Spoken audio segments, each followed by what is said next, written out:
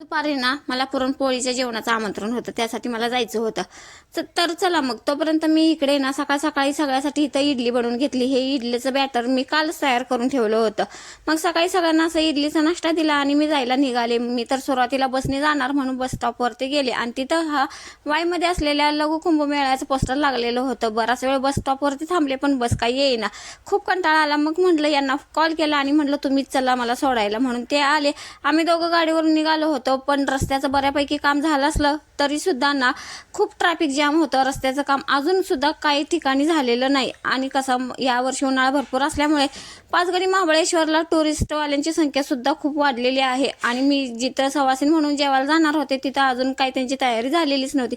मग म्हटलं चला तिथे शेजारी असलेल्या आमच्या दिरांच्या शेतामध्ये गेले तर त्यांचा भुईमुग काढायचं चालू होतं. मग थोड्या वेळ शेंगा खाल्ल्या आणि इथं ही आमची आहे नारळाची बाग. ह्या नारळाच्या मध्येच ना एक जांभळाचं झाड आहे आणि त्याला खूप सारी जांभळं लागली होती.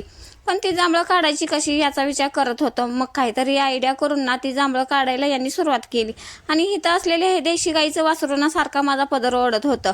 तेवढ्यात कॉल आला की सवासिनींचं जेवण तयार झालेलं आहे म्हणून सवासिनी जेवायला गेले.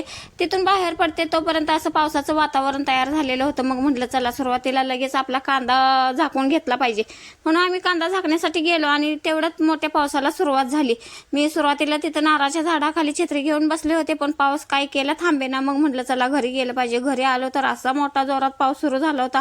बाहेर पाऊस पडत होता. मग तोपर्यंत म्हटलं चला जान्हवी बरोबर ना ही पत्त्याची डाव खेळूया म्हणून पत्त्याची पानं खेळत बसले आणि जानू आमची कशी कॅमेरामध्ये लाजत होती बघा. आम्ही दोघी खेळत बसलो होतो. तेवढ्यात पाऊस बंद झाला. मग घरी यायला निघालो. घरी येताना पाऊस पडल्यामुळे ना सगळ्या रस्त्याला असा चिखलच झाला होता. गाडी स्लिप होण्याची खूप भीती वाटत होती. घरी आल्या अनुषाला इथं जांभळं खाण्यासाठी दिली आणि अनुषाला ही जांभळं खूप आवडली. चला मग हा व्हिडिओ इथे सेंड करते. पुन्हा भेटू नेक्स्ट व्हिडिओमध्ये.